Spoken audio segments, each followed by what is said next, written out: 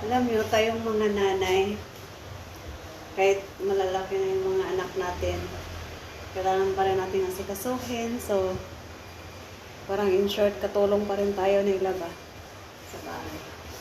So, ngayon, magluluto ako ng pork teriyaki. Wala pa akong ligo kasi dumating yung maintenance ngayon, sa magluluto ako ng pork teriyaki na sa haluan ko na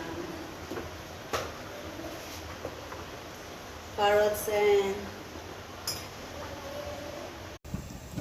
so, yan yung teriyaki natin, guys.